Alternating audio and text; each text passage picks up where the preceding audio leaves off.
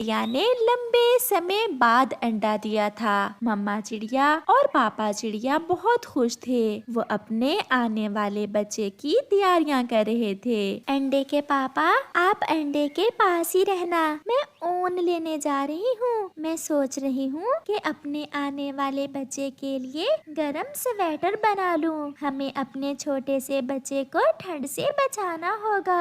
ये देखें, मैं तो आज ऊन ले भी आया हूँ। आप हमारे बच्चे के लिए स्वेटर बनाना शुरू करें और मैं आपके लिए भोजन लेकर आता हूँ। फिर पापा चिड़िया भोजन लेने चला जाता है और मम्मा चिड़िया अपने बेटे के लिए गरम स्वेटर बुनना शुरू करती है। कालू, मेरी पत्नी तो अपने आने वाले बच्चे के लिए गरम स्वेटर तैयार कर रही है। क्या आपकी पत्नी ने अपने बच्चे के लिए गरम स्वेटर बना लिया है? नहीं यार, मेरी पत्नी तो हर समय सोए ही रहती है। वो तो अंडे पर भी नहीं बैठती। इस बार ठंड ज्यादा है। छोटे बच्चे को ठंड से बचाने के लिए गरम कपड़े तैयार कर लो। कहीं ऐसा न हो कि आपके बच्चे को ठंड लग जाए। मैं अभी जाकर गौरी से कहता हूँ कि वो भी अपने आने वाले बच्चे के लिए गरम स्वेटर बना ले। फिर कालू कौवा अपने घर चला जाता है।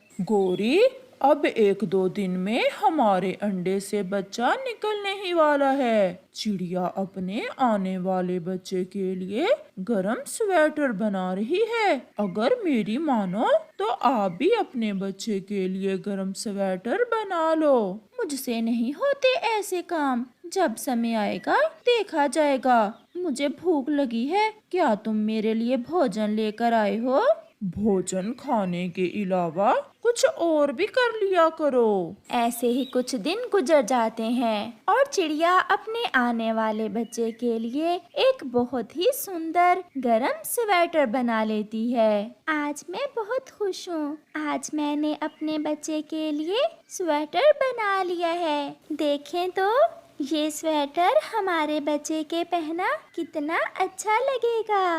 ये तो सच में बहुत प्यारा लग रहा है। हमारा बच्चा अब ठंड से बच जाएगा। चिड़िया वो स्वेटर संदूक में रख देती है। आज मुझे अंडे से अपने बच्चे की आवाज सुनी है। मुझे लग रहा है शाम तक हमारे अंडे से बच्चा निकल आएगा।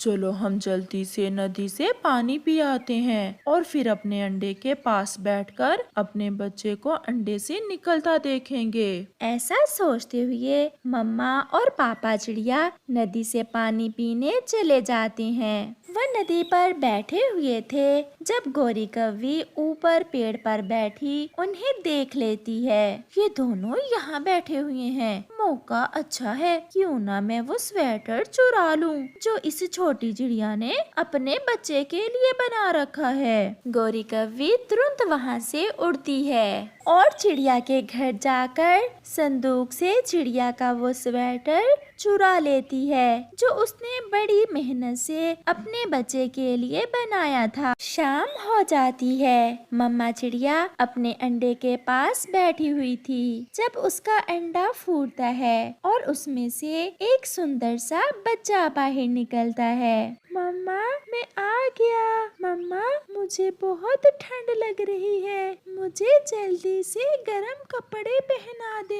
मैंने अपने बेटे के लिए बहुत अच्छा और गरम स्वेटर बना कर रखा हुआ है, मैं अभी अपने बेटे को पहनाती हूँ। चिड़िया जैसे ही अपना संदूक खोलती है उसमें तो स्वेटर था ही नहीं, क्योंकि वो गरम स्वेटर तो गौरी कौवी ने चुरा लिया था। हाय, मैं लुट गई। मेरे बच्चे का स्वेटर किसने चुरा लिया? अब मैं कैसे अपने बच्चे को गरम रख सकूंगी? चिड़िया ऐसे रोने लग जाती है। गौरी कौवी के अंडे से भी बच्चा निकल आया था। अब अगर गरम स्वेटर होता तो हम भी अपने बच्चे को गरम स्वेटर पहना देते। कालू, तुम्हारी पत्नी बहुत तेज है। ये देखो, मैंने चिड़िया का स्वेटर चुरा लिया था और अब मैं ये स्वेटर अपने बेटे को पहना दूंगी। फिर गौरी कौवी वो स्वेटर अपने बेटे को पहनाने लगती है। वो स्वेटर तो छोटा था, वो तो एक चिड़िया के बच्चे का स्वेटर था, इसलिए वो स्वेटर गोरी कव्वी के बच्चे को पूरा ही नहीं आता। कालू, ये क्या हो गया? मैंने चोरी भी की और मेरे काम भी नहीं आई। अब ये स्वेटर चिड़िया को वापस कराओ, कम से कम उसके काम तो आ जाएगा ये स्वेटर। मुझे शर्म आ रही है। कालू, जाओ, अब तुम ही ये स्वेटर चिड़िया को वापस कराओ। फिर कालू वो स्वेटर लेकर चिड़िया के पास जाता है। चिड़िया बहन, आपको तो पता है गौरी का, वो आपका स्वेटर चुरा ले गई थी। कव्वे भैया, मैंने ये स्वेटर अपने बेटे के लिए बहुत शौक से बनाया था। गौरी बहन को ये वाला स्वेटर दे देना और कहना कि मैंने एक गरम स्वेटर उसके बेटे के लिए भी बनाया था, ये थोड़ा बड़ा है। फिर चिड़िया अपने बच्चे को गरम स्वेटर पहना देती है और गौरी कव्वी चिड़िया का बड़ा दिल देखकर अपनी गलती पर बहुत शर्मिंदा थी। बेटा, मीठे फूलों की निशानी है कि मीठे फूलों की खुशबू बहुत अच्छी होती है और मीठे फूल दिखने में सुंदर दिखते हैं। मम्मा, अब मैं भी आपके साथ मीठे फूलों का रस इकट्ठा किया करूँगा। छोटी बुलबुल और उसका बेटा बुलबुला बैठे ऐसे बातें कर रहे थे कि अचानक एक खूंखार चील पीछे से आती है और बुलबुले को उठाकर ले जाती है। मम्मा बुलबुल कुछ ना कर सकी। वो कर भी क्या सकती थी? वो तो बहुत कमजोर थी। वो तो बस रोए ही जा रही थी। मेरा बेटा, कोई बचाओ, कोई मेरे बेटे को बचाओ, वो जालिम चील मेरे बेटे को उठाकर ले गई है। फिर बुलबुल कबूतर की तरफ जाती है। क्या हुआ बुलबुल, आप ऐसे रो क्यों रही हो? कबूतर भैया, वो चील मेरे बेटे को उठाकर ले गई है। वो जालिम मेरे बेटे को मेरी आंखों के सामने उठाकर ले गई और मैं कुछ भी ना कर सकी। ये चील अब किसी को नहीं छोड़ेगी, हर रोज किसी न किसी छोटे पक्षी को उठाकर ले जाती है। अब हमें उस चील का कुछ ना कुछ करना होगा। दूसरे रोज सब पक्षी एक जगह इकट्ठे होते हैं। अगर ऐसे ही डरते रहे तो वो चील किसी को नहीं छोड़ेगा। हमें अब कोई ना कोई उपाय सोचना होगा। हमें अपने छोटे बच्चों की रक्षा करने के लिए कुछ ना कुछ करना होगा। मैंने योजना बना ली है कि हम कैसे उस चील को खत्म कर सकते हैं। बताओ बताओ कबूतर भैया, मुझे तो सारी रात नींद नहीं आती उस चील के डर से। फिर कबूतर सब पक्षियों को अपनी योजना बताता है जिसे सभी पक्षी बहुत पसंद करते हैं। परंतु कबूतर, चील के पास जाएगा कौन? मैं जाऊंगा और बाकी का काम आप सब करो। फिर सब पक्षी एक बड़ी देग लेते हैं और उसे चूल्हे पर रखकर आग जला देते हैं। चील दी, मैं आपके पास एक काम से आया हूँ। क्या काम है कबूतर? क्या कोई छोटा पक्षी गिफ्ट करना है मुझे?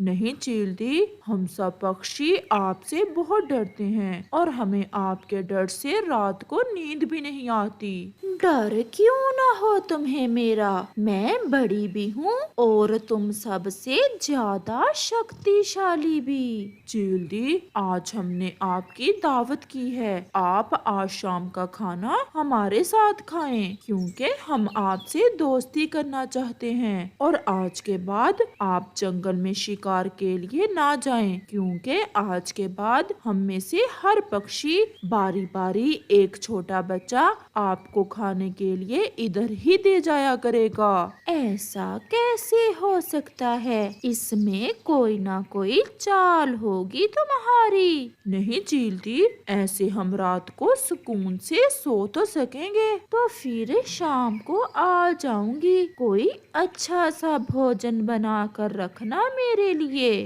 कबूतर वहाँ से चला जाता है। कबूतर भैया, क्या मान गई चील? क्या वो आएगी ना शाम को हमारी दावत खाने? मैंने उसे ऐसा लालच दिया है कि वो जरूर आएगी। आग तेज कर दो और पानी को अच्छे से गर्म करो। कबूतर भैया, अब तो पानी उबलने लगा है, शाम भी हो जाती है। आज उस जालम चील को मरता देख मेरे दिल को बहुत शांति होगी।